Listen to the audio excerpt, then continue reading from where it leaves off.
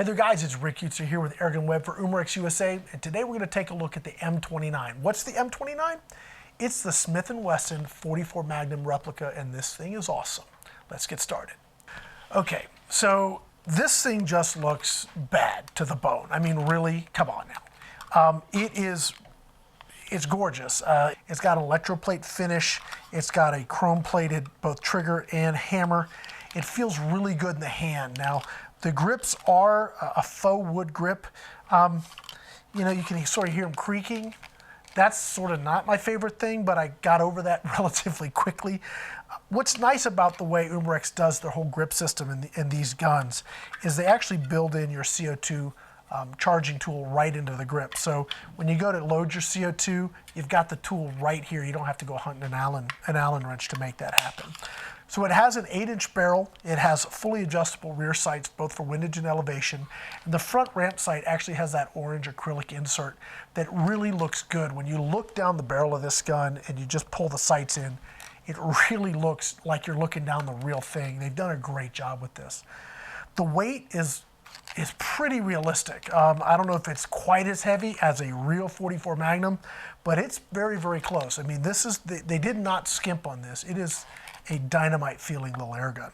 Now, part of the realism is how the whole thing works. So when you're going to go to load this, you're going to go ahead and you know, open the cylinder, and then your shells come out. Now, each of these shells has a little rubber insert in the back, and that's where your BB goes. So once you load those up and shut it, it's just like a regular revolver. So one of the things I really liked about the way they've put this gun together is just the way they've done the safety part. So some of the replicas have safeties in weird locations. You may find it under here and otherwise.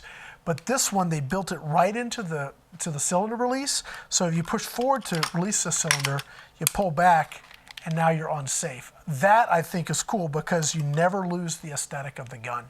So let's talk a little bit about performance now.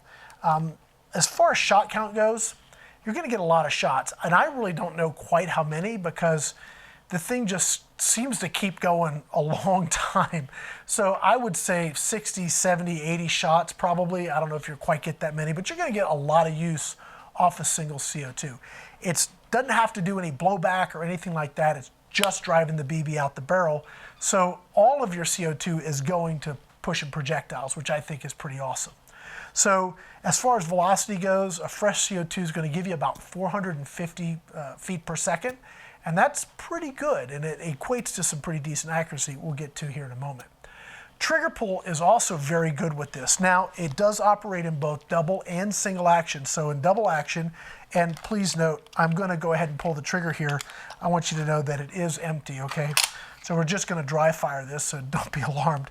On double action, okay, your trigger pull is going to be kind of the high 8s, almost 9-pound trigger pull, which you think, wow, that's a lot. Well, if you've ever fired an actual revolver in double action, it's pretty stout. I mean, that's actually pretty normal. But you can also fire in single action, which means you're going to cock it, and now, you know, the rotation is being accomplished by you cocking the hammer, and so now all you have is just the trigger release. That trigger pull is just under 5 pounds. So it's a big difference between double action and single action. So I really do, you know, I like that you have that option to go either double or single. If you want to just rip it, you can do that. If you want to be more deliberate, you can do that as well. And I think that's really cool. Now, as far as noise goes, you're looking at right about 104 to 105 dB. It varied on our tests, but you're right in that range, and that's right at the muzzle. As you go out, it's really going to drop, but right at the muzzle, at least in our environment here, it was about 104 to 105 dB. Let's go ahead and talk accuracy now. In all of our tests, the DB test, Crony test, and also the accuracy test, we're shooting the Umarex precision ground steel BBs. These things work really, really well, and gosh, if you have a BB gun, definitely take a look at these. They really shoot well across the board on different BB guns out there. But we were shooting these, and at 21 feet, which is where we were shooting, we got some really decent groups. This gun, not only is it fun to shoot, but it's also very accurate. The ability to run on single action, we shot at both a group at double action, and we shot a group in single action. You guys can probably see the difference between the two there. I do better with single action because I'm able to be more deliberate. But double action is certainly no slouch either. It's a lot of fun for sure. If you want a gun that is just fun to shoot, great backyard fun for both plinking and maybe you want to train, you don't want to have to go down to the range to practice with your actual, Smith & Wesson revolver, you can have something like this, which gives you a similar weight.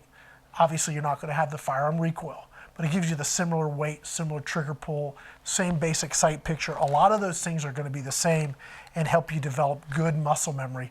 This thing is awesome. Just a great piece from Umarex USA. If you want to know more about this gun or any of their really, really awesome revolver replicas, check them out at www.umarexusa.com. My name is Rick Utzer here with AirgunWeb. Thanks for watching.